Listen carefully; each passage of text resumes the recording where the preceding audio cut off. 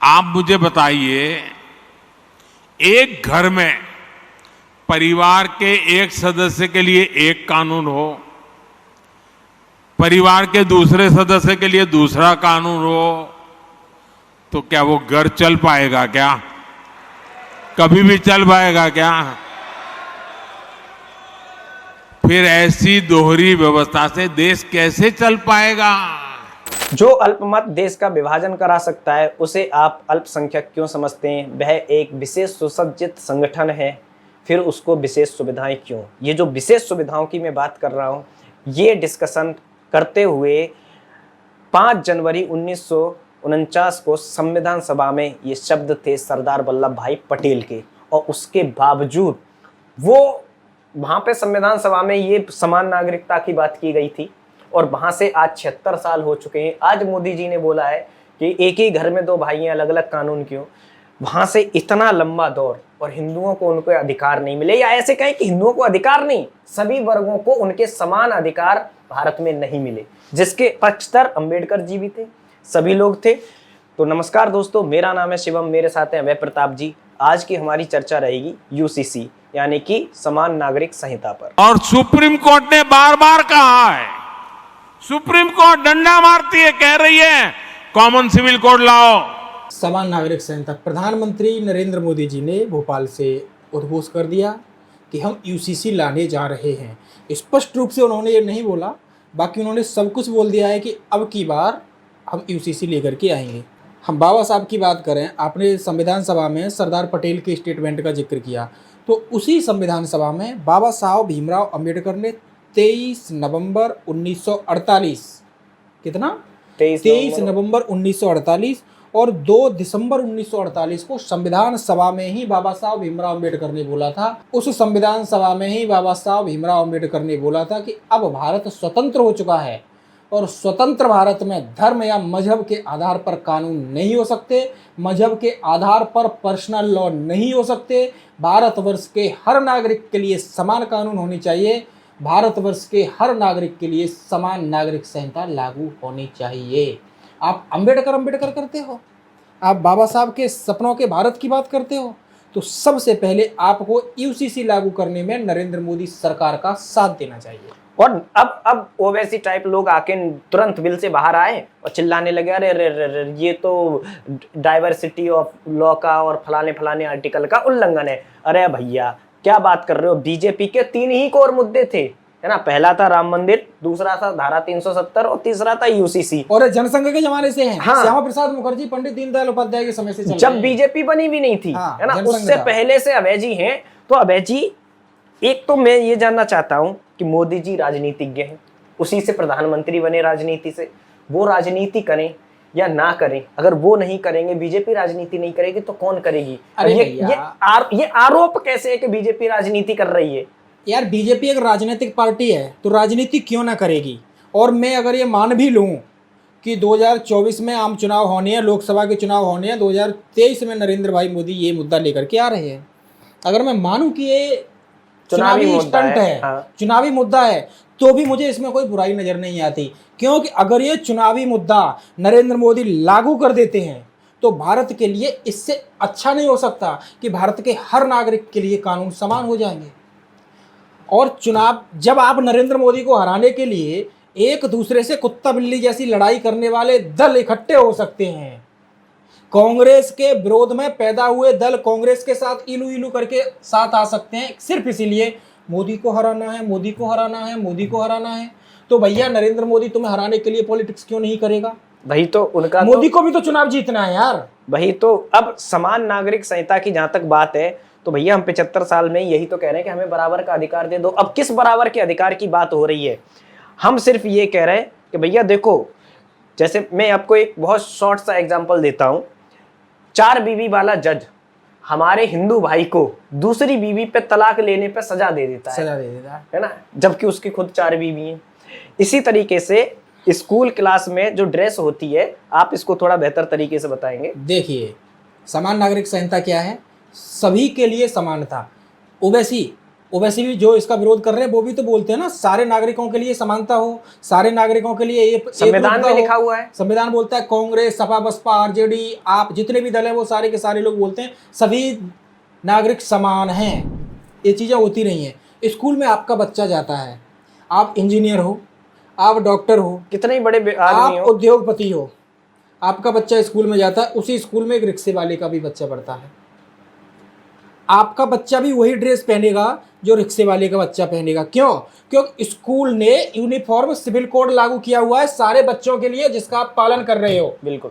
पैसे वाला BMW से उतरने वाला बच्चा भी, ऑडी से उतरने वाला बच्चा भी उसी कलर की टाई, उसी कलर का पैंट, उसी कलर का जूता, उसी कलर का मोजा पहनेगा। जिस कलर का जूता मोजा उसी स्कूल में पढ़ने वाला एक रिक्शा चलाने वाले का बेटा, या किसान का बेटा, या ऑटो चालक का बेटा, या एक लेबर मजदूरी करने वाले का बेटा पहनेगा। वहां तो आप ऑब्जेक्शन नहीं उठाते हो। या अगर वहां भी आप बोलने लगो नहीं भैया मैं तो बहुत पैसे वाला हूं तो मैं तो अपने बच्चे को हिप हिप वाली ड्रेस पहनाऊंगा, गरीब का बच्चा अगर बिल्कुल जो स्कूल की ड्रेस सलेटी पैंट सफेद शर्ट पहन करके आ रहा है, मैं नहीं पहना सकता क्यों? बराबर का नहीं दिखेगा यार। वहां तो जब समानता चलती है, आप वहां पर भी बोल रहे थे नहीं मेरी तो बच्ची हिजाब पहन करके आएगी। हाँ, ये तो हिजाब की मांग कर रहे थे, इनका बस नहीं चलता। जो अंग्रेज है गोवा वाले वो कहें कि हम बिकनी में स्कूल जाएंगे, ये कहें कि हिजाब में जाएंगे, है ना। कल वो नागा साधु आ जाएंगे, वो कहेंगे हम नंगे अपने बच्चों को भेजेंगे। अब स्कूल में जब सभी बच्चों के लिए समान ड्रेस होती है, उसमें क्या है ना, उसमें जातिगत भेदभाव नजर नहीं आता भैया। वो चाहे जनरल कैटेगरी का हो, चाहे ऐसे कैटेगरी का हो, चाहे वो हिंदू धर्म को मानने वाला हो, चाहे मुसलमान, सिख, ईसाई, जैन, बौद्ध धर्म, पारसी, जो भी है, जिस भी धर्म को मानने वाला है भैया, सेम ड्रेस पहन करके वहां बैठते हैं। और यही एक रूपता है, यही समानता है, और यही भारत का संविधान है। यही भारत का संविधान है। लेकिन विडंबना ये है कि कानूनी मामलों में ऐसा नहीं है, पारिवारिक दीवानी के मामलों में ऐसा नहीं है। हम बात करते हैं धर्मनिरपेक्षता की, लेकिन मुसलमान महिला के साथ ट्रीट होगा शरिया कानून के हिसाब से। हम बात करते हैं धर्मनिरपेक्षता की, ये धर्मनिरपेक्षता है भैया। यूसीसी का लागू न होना ये सबसे बड़ा अपमान है संविधान का, ये सबसे बड़ा हमला है संविधान पर, उस संविधान पर जिसे बाबा साहब भीमराव अंबेडकर ने लिखा था, और जिन अंबेडकर साहब की कसमें खा के ये सारे के सारे विपक्षी नेता चुनाव लड़ते हैं। अब लिबरांडो इस पे बिलख गए हैं जब से मोदी जी ने बोला है। अब लिबरांडो को चुभी है तो इसमें चुभने वाले मैक्सिमम लोग कौन है, उनका मैं दुख बताता हूं। पहले आप ये सुबी खान का वीडियो देखिए। हम लोग राष्ट्र जागरण अभियान नाम से एक अभियान चला रहे हैं जिसमें हम भारत प्रवास पर हैं। उस अभियान में प्रवास करते हुए हम लोग हैदराबाद पहुंचे। वहां हमें जाकर पता चला कि हैदराबाद में आज भी अरब से 70-70, 80-80 साल के बूढ़े शेख आकर 12-12 साल की बच्चियों के साथ निकाह करते हैं। पता चला कि हैदराबाद में आज भी अरब से 70-70, 80-80 साल के बूढ़े शेख आकर 12-12 साल की बच्चियों के साथ निकाह करते हैं। उसको नाम दिया है मिस्यार मैरिज, यानी कि ट्रैवलर्स मैरिज। जब तक उनकी यात्रा चलती है तब तक वो निकाह चलता है, जब वो यात्रा खत्म हो जाती है तो निकाह की एक्सपायरी डेट आ जाती है। एक छोटी सी बच्ची का शारीरिक शोषण करके, दुष्कर्म करके ये शेख अपने देश चले जाते हैं। का शारीरिक, मानसिक, मनोवैज्ञानिक, आर्थिक हर तरह का शोषण करके ये पुरुष बच के निकल जाते हैं। तो सुबी खान के वीडियो में ये क्लियर है कि भाई अरब कंट्रीज से मुल्ले मौलाना आते हैं, है ना। वो ऊपर से ऊंचा पजामा पहन के आते हैं। छोटे भाई का कुर्ता, हाँ, बड़े भाई का पजामा। अब वहां ऊंचा पजामा रेत की वजह से पहना जाता है, लेकिन वहां का पैदाइश दिखाने के लिए यहाँ लोग अच्छी खासी जमीन पे भी ऊंचा पजामा पहनते हैं, है ना। तो वो ऊंचे पजामा पहन के आते हैं। और ये बड़े दुख की बात है कि भारत की बेटियां, हालांकि वो भारत की बेटियां नहीं मानते, अपनी बेटी मानते, भाई 10-10, 12-12 साल की बच्चियों के साथ वो कॉन्ट्रैक्ट मैरिज करते हैं।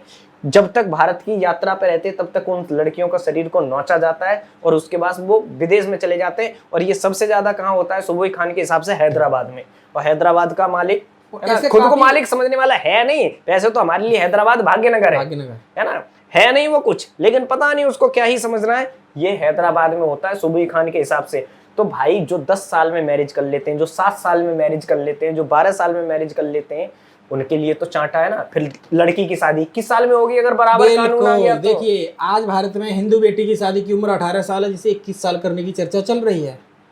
लेकिन मुसलमान बच्ची की शादी 9 साल 10 साल में हो जाती है। अब अगर सिविल कोड आ गया तो मुसलमान बच्ची, जो आपने कॉन्ट्रैक्ट सुबोई खान वाली बात बताई, तो इस बच्ची के जीवन के साथ वो दाढ़ी वाले लोग खिलवाड़ कर ही नहीं पाएंगे। और यही दुख है, इसीलिए बोल रहे हैं कि भैया हम सिविल कोड नहीं आने देंगे क्योंकि इससे डाइवर्सिटी को खतरा है। अब मैं डाइवर्सिटी को खतरा या तुम्हारी जो घिनौनी सोच उसको खतरा है ना, तुम्हारी जो अय्याशी है उसको खतरा है। लेकिन विडंबना हमारे इन राजनेताओं की है जो इन लोगों का समर्थन करने के लिए इन बच्चियों के जीवन के साथ खिलवाड़ कर रहे हैं और यूसीसी का विरोध और मैं ये नाम लेके कह रहा हूँ, साक्षी जोशी हो गई है ना, एक प्रिया है, वो इतने सारे लोग हो गए, इनको महिलाओं की आवाज उठाने में दिक्कत होती है सिर्फ यहाँ पे। अब कैसे, ये रायबरेली का आप स्क्रीनशॉट देखिए, महिला के साथ 5 बार हलाला हुआ जी, 5 बार अलग अलग। और हलाला क्या, एक मौलाना कहता है कि मैं हलाला करूंगा, अब जब तक मेरा मन नहीं भरेगा तब तक तेरी बीवी वापस नहीं करूंगा, नहीं लौटाऊंगा, है ना। मतलब इस तरीके की हरकतें होती हैं। और उस हलाला में वो एक तरह से रेप है, तलाक पति ने दिया, एक तरह से रेप नहीं है, वो रेप ही है। और मतलब मैं तो रेप का पर्यायवाची बता रहा हूं। उस पति ने हलाला के लिए, या कई बार तो इंटेंशन ही हलाला होता है उनका, उस पति ने उस लड़की को तलाक दिया। उस लड़की की उसमें क्या गलती है, कोई गलती नहीं है, फिर भी वो जगह जगह लोगों के पास सो रही है। यही देखिए, और ये कुप्रथा जब बंद, समान नागरिकता आएगी, बंद हो जाएगी, तो इनका तो अय्याशी खत्म हो जाएगी। वही तो बात है। देखो, हिंदू महिला है, हिंदू महिला की शादी हो गई, उसका पति उसको अगर धोखा दे रहा है, उसको बिना बताए किसी दूसरी महिला के साथ शादी कर ले, उस महिला के पास इतना अधिकार है, एक तो उसकी संपत्ति में आधा हिस्सा मांगेगी और देना पड़ेगा, कानूनी अधिकार है उसका ये।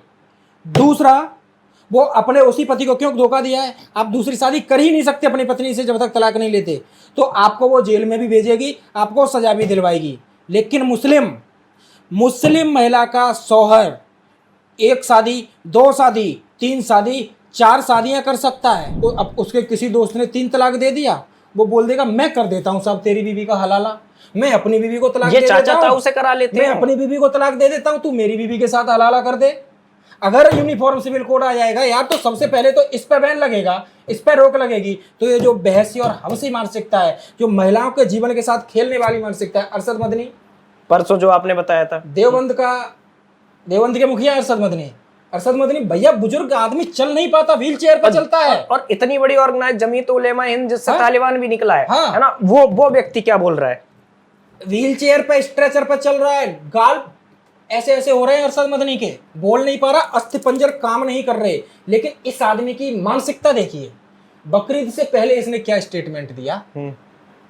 इस आदमी ने स्टेटमेंट दिया है कि महिलाएं, ध्यान से सुनना मेरी बात को, अरशद मदनी का स्टेटमेंट है, जो भारतवर्ष के मुसलमानों का प्रतिनिधि है, वो व्यक्ति कह रहा है कि महिलाएं 45 साल की उम्र में बूढ़ी हो जाती हैं, उनका शरीर ढुलमुल हो जाता है, और पुरुष 80 साल तक बुजुर्ग रहता है, जवान रहता है। हाँ, और पुरुष 80 साल तक जवान रहता है, इसलिए वो 4 शादियां करता है, क्योंकि उसकी पत्नी तो 45 साल के बाद बूढ़ी हो जाएगी, तो वो अपनी जवानी कहाँ निकालेगा, मजे कहाँ लेगा। ये मानसिकता महिलाओं के साथ उस भारतवर्ष में, जिस भारतवर्ष में महिलाओं को शक्ति का प्रतीक माना जाता है, जहां कन्या पूजन किया जाता है, जहां नारी के नाम से ईश्वर को भी अर्धनारीश्वर बोला जाता है। और हमारे यहाँ तो श्लोक भी है, जहां ये बोला जाता है कि यत्र नार्यस्त पूज्यन्ते रमन्ते तत्र देवता, जहां नारी की पूजा होती है वहां देवता निवास करते हैं। इस श्लोक का ये अर्थ है। और उस नारी प्रधान देश में आप कह रहे हो कि यहाँ तो महिलाएं जो है वो उसका भोग विलास की सुविधा, हाँ, जहाँ 45 साल में ढोलमोल हो जाती हैं, हाँ, जहाँ चार महिलाएं आदमी करे तो क्या दिक्कत है ना वहां पे। और हिंदुओं में, हमारे यहाँ पे, मैं कोई कंपैरिजन नहीं कर रहा, ये नहीं कह रहा कि इस्लाम खराब है, लेकिन हिंदुओं में ऐसी मान्यता है कि भाई साहब हमारे यहाँ तो भगवान के नाम तक में नारी का नाम पहले आता है, जैसे सिया राम, राधा कृष्ण, है ना, राधे श्याम, गौरी शंकर, लक्ष्मी नारायण, मतलब ऐसे माँ का नाम कौशल्या नंदन, गंगा पुत्र भीष्म, गंधारी नंदन,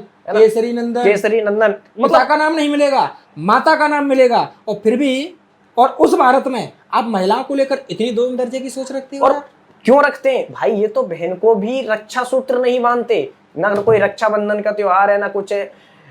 अपनी बहन की शादी में ही गाना बज रहा होता है, ठुकरा के मेरा प्यार इंतकाम देखेगी। आपको नारी को उसी नजरिए से देखना पड़ेगा जो भारत का कानून कहता है, जो भारत का संविधान कहता है। जब ये कोई अपराध कर देते हैं तो कहते हैं हम भारत का कानून मानते हैं। हाँ, हाँ, वही देखिए, हाँ, और जब में क्रिमिनल लॉ में इन्हें आईपीसी चाहिए, हाँ आईपीसी सीआरपीसी चाहिए, लेकिन घरेलू मामलों में इन्हें पर्सनल लॉ चाहिए।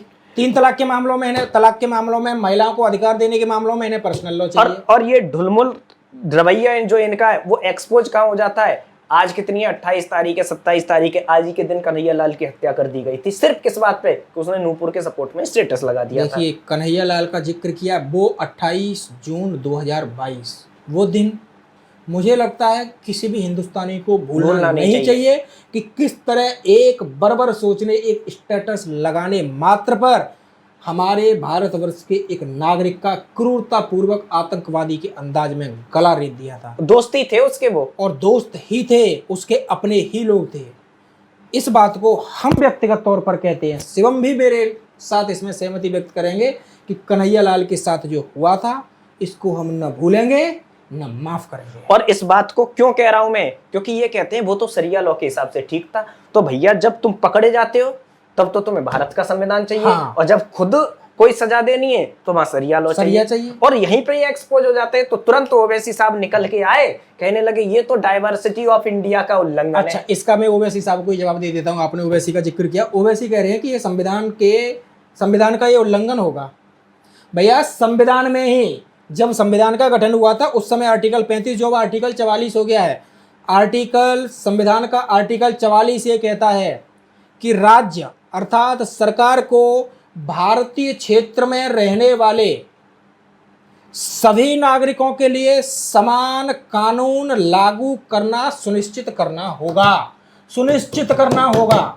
ओपनली बोला गया है। भारत का सर्वोच्च न्यायालय सुप्रीम कोर्ट एक बार नहीं 10 बार 20 बार कितनी बार बोल चुका है कि समान नागरिक संहिता यूनिफॉर्म सिविल कोड का जिक्र संविधान में है, उसे लागू करना चाहिए। उसके बाद भी जो लोग लोकतंत्र की दुहाई देते हैं, जो लोग न्यायपालिका को बचाने की बात करते हैं, जो लोग बाबा साहब भीमराव अंबेडकर की बात करते हैं, जो लोग संविधान की बात करते हैं, वही लोग ही उसी का विरोध कर रहे हैं भाई। और सबसे बड़ी चीज तो यहाँ पे आती है कि आप एक देश है ना, एक संविधान 2 विधान बीच में उसमें चलते आ रहे हैं है ना, और उस चीज को हिंदू ये नहीं कह रहे हैं कि हमारा देश है, हमें तुम ग्रेटर रखो। अरे भैया हम कहाँ मांग रहे, हम बोल रहे हैं चाहे कोई हिंदू बोल रहा है भैया जो कानून मुसलमान के लिए वो ही मेरे लिए हो, जो कानून सिख के लिए है वो हिंदू के लिए हो, जो कानून हिंदू के लिए है, जो मुसलमान के लिए किसी के लिए, वही सिख जैन बौद्ध धर्म जितने भी पारसी जितने भी मतलब कोई भी है, हर व्यक्ति, नास्तिक भी है भैया, तुम किसी भी धर्म को नहीं मानते, अब तुम्हारे लिए भी वही कानून हो। क्या प्रॉब्लम है इसमें?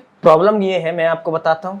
प्रॉब्लम ये है, हिंदू अगर चूहा भी मार दे, बदायूं का केस है ये, चूहा मार दिया उसने तो भाई वो जीव हत्या कानून के अंदर जेल में है। यहाँ पे 2 दिन बाद करोड़ों जानवरों की माओं से, ऐसे कहे बकरियों से, उनके लालों को छीन लिया जाएगा, लेकिन उन पर जीव हत्या कानून अप्लाई नहीं होगा क्योंकि विशेष वर्ग है ना। तो दुख उनको ये है। भारत की न्यायपालिका पर मुकदमों का कितना बड़ा बोझ है ये मैं भी जानता हूँ, आप भी जानते हैं, और लगभग हमारे जितने दर्शक हैं सभी लोग सब जानते हैं कि मुकदमे के लिए आदमी की तारीख इतनी मिलती है कि चप्पलें घिस जाती हैं। यहाँ तक कि कई ऐसे मामले सामने आते हैं कि सुनवाई में साल भाई आदमी मर जाता है, 20 साल जेल में सड़ता रहता है, बाद में निर्दोष साबित हो जाता है। इतने ज्यादा मुकदमे, अदालतों के पास समय ही नहीं है सुनवाई करने का।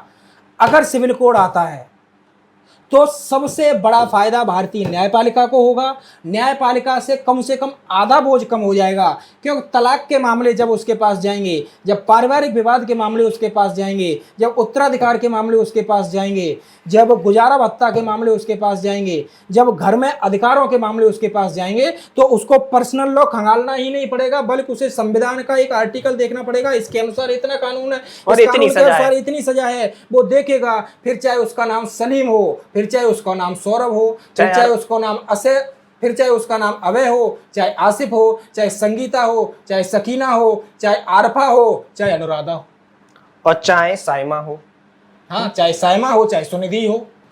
अब सबको एक ही कानून के हिसाब से सजा मिल जाएगी, एक ही कानून के हिसाब से न्याय मिल जाएगा, तो अदालत से बोझ उठेगा और जल्दी न्यायपालिका जो विलंब होता है न्याय मिलने में, वो न्याय उचित समय पर मिलने लगेगा। अब यही तो जख्म मिला है अरफा को।